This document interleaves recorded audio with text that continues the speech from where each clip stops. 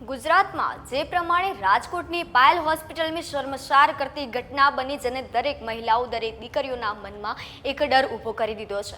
હોસ્પિટલમાં વિશ્વાસ મૂકીને તપાસ કરાવવા જતી મહિલાઓ દીકરીઓના અંગત વિડીયો સીસીટીવીમાં કેદ થયા બાદ તેને વાયરલ કરવામાં આવ્યા અને એમાં પણ આ વિડીયોને યુટ્યુબ અને ટેલિગ્રામ પર પોસ્ટ પણ કરવામાં આવ્યા। આ ઘટના કેટલી શરમજનક કહી શકાય કે આ વિડીયો અપલોડ કરનારે જોનારાઓ માટે 8 થી 10,000 રૂપિયાની કિંમત રાખેલી। યુટ્યુબ પર 7 વિડીયો, ટેલિગ્રામ પર 30 વિડીયો અપલોડ કરવામાં આવ્યા અને જોનારાઓની સંખ્યા પણ કેટલી 5 લાખ। આ સમગ્ર ઘટનાને લઈને અમદાવાદ સાયબર ક્રાઇમે પણ તપાસ હાથ ધરી છે। વધુ વિગતે વાત કરવી છે આ વિડીયોમાં। નમસ્કાર, વાઇબ્સ ઓફ ઇન્ડિયા સાથે હું યશસ્વી।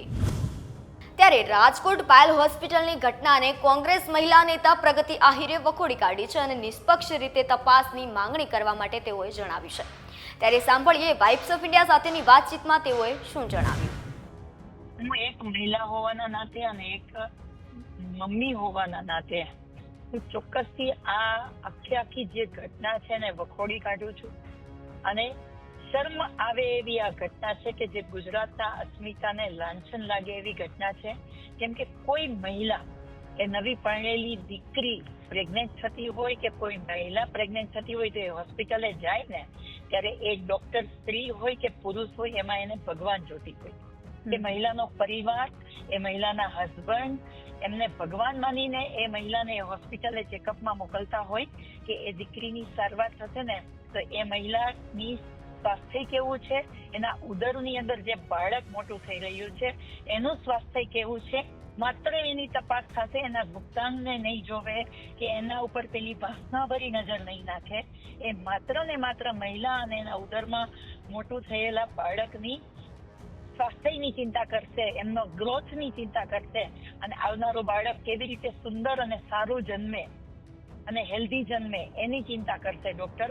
પણ જો આવા વાસનાખોર ડોક્ટરો હોય કે એ ડોક્ટરનો સ્ટાફ હોય તો સરકારે ત્વરિત એવી હોસ્પિટલોને તાળા લગાવી દેવા જોઈએ અને સજા કરવી જોઈએ કે એ લાઈફમાં ક્યારેય પ્રેક્ટિસ ના કરી શકે, સસ્પેન્ડ કરી દેવા જોઈએ અને એવી સજા કરવી જોઈએ કે ક્યારેય કોઈ ગાયનેક સર્જન કે કોઈ બાળકોનો સર્જન છે એ ક્યારેય આવું કૃત્ય ના કરે। જી, હવે ત્યાં જઈને જે રીતે જાણવા મળ્યું છે પાયલ હોસ્પિટલમાં કે પોલીસ જ્યારે તપાસ અર્થે તે જગ્યા પર પહોંચી તો સીસીટીવી એ વખતે કાઢી લેવાયા। તો આ કેટલું ખરાબ કહેવાય કે જ્યારે ત્યારે સીસીટીવી કેમેરા હતા અને ત્યાંના હોસ્પિટલના જે ડાયરેક્ટર છે ડૉક્ટર સંજય દેસાઈ એઓએ પણ મીડિયાના ઇન્ટરવ્યૂમાં એવું બોલેલા કે એ કેબિનમાં કિંમતી ઇન્જેક્શન હોવાના કારણે એ ચોરાઈ ના જાય એ માટે સીસીટીવી મુકાયા હતા। હવે શું આપણો સવાલ એ છે કે કિંમતી ઇન્જેક્શન એ મહિલાઓની ચરિત્ર કરતાં વધારે કિંમત ધરાવતા હતા, શું એવું કહી શકાય? જો એ ડોક્ટર આવી રીતે વાત કરીને એક્સક્યુઝ કરીને છૂટવા માંગે ને તો એ વાત અલગ છે। એ કિંમતી ઇન્જેક્શનનો એક બીજો રૂમ બનાવીને ત્યાં સીસીટીવી કેમેરા રાખી શકાતા હતા।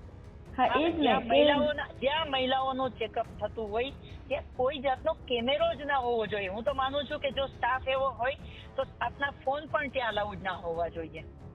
વિચાર તો કરો, આપણે જોયેલું છે, હું તો એક મધર છું એટલે હું સમજી શકું કે જે હોસ્પિટલમાં આપણે બતાવવા જતા હોય ત્યાં એક પડદો આડો રાખવામાં આવતો હોય છે કે એમનો સ્ટાફ પણ ના જોઈ શકે એવી રીતે પડદો આડો રાખવામાં આવે। એની જગ્યાએ આ લોકો સીસીટીવી કેમેરા રાખે।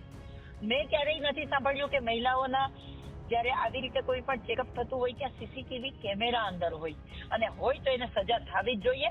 ડોક્ટર આવી ઇન્જેક્શનોના નામે જે ખોટી વાતને ડાયવર્ટ કરવા માંગે છે તો કિંમતી ઇન્જેક્શન માટે બીજો રૂમ રાખી શકાતો હતો અને ત્યાં સીસીટીવી કેમેરા રાખી શકાતા હતા। પણ મહિલાના જયારે ચેકઅપ થતું હોય જ્યાં મહિલા એકદમ વિશ્વાસથી, આંધળા વિશ્વાસથી જ્યાં મહિલા એમના કોઈ પણ ગુપ્તાંગને ઓપન કરી અને એમના બાળક, એના ઉદરમાં જે બાળક છે એના સ્વાસ્થ્યની ચિંતા માટે થઈને ડોક્ટરની પાસે ઓપન થતી હોય ને ત્યારે ડોક્ટરે વાસના ના જ જોવી જોઈએ, ત્યાં સીસીટીવી કેમેરા ના જ જોઈએ। અને જો આમાં કોઈ પણ ડોક્ટરો કોઈ પણ પોતાની જાતને બચાવવા માંગતા હોય તો સરકારને હું કહું છું, પોલીસ તંત્રને હું કહું છું કે એની વાતને ધ્યાને લીધા વગર એને એવી સજા કરો કે વિચાર તો કરો કે જે દીકરીઓ ત્યાં તપાસમાં ગઈ હશે કે જે મહિલાઓ ત્યાં તપાસમાં ગઈ હશે એના રૂવાટા ઉભા થઈ ગયા હશે અને રાત આખી નીંદર નહીં આવી હોય। અને હું પણ આ સરકારને યશસ્વીબેન વારંવાર કહીને થાકી છું ટીવી ડિબેટના માધ્યમથી પર્સનલ વિડીયો બનાવીને વારંવાર કહું છું કે આ ઓટીટી પ્લેટફોર્મમાં જે અત્યારે દર્શાવવામાં આવી રહ્યું છે, જે વિકૃત માનસિકતા દર્શાવવામાં આવી છે, એને યા તો સેન્સરની વચ્ચે લાવો યા તો બંધ કરો. સરકાર રાતોરાત ચાઇનાના એપ બંધ કરી શકે, આ સરકારને મનમાં આવે તો રાતોરાત નોટબંધી કરી શકે, આ સરકારને મનમાં આવે નોટ તાત્કાલિક બંધ કરી શકે. આ સરકારને કેમ મનમાં નથી આવતું કે આપણા દેશની યુવા દેશની સુરક્ષિત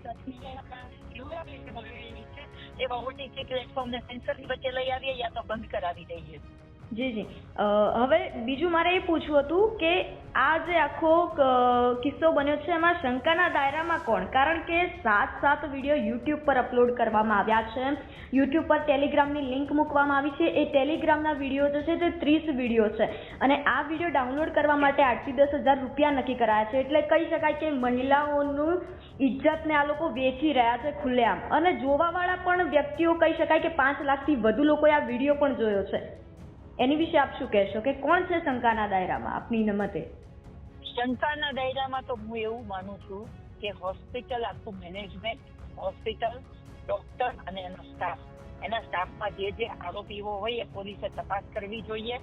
એને શંકાના દાયરામાં આખી હોસ્પિટલને લેવી જ જોઈએ. હું તો માનું છું. અને ડોક્ટરો સીસીટીવી કેમેરા કઈ જગ્યાએ હોય જ્યાં મહિલાઓનું ચેકઅપ થતું હોય, ને જો ડોક્ટર એવી રીતે વાત કરતા હોય કે કિંમતી ઇન્જેક્શન ત્યાં છે તો ડોક્ટર પણ શંકાની દાયરામાં પહેલી નજરે છે.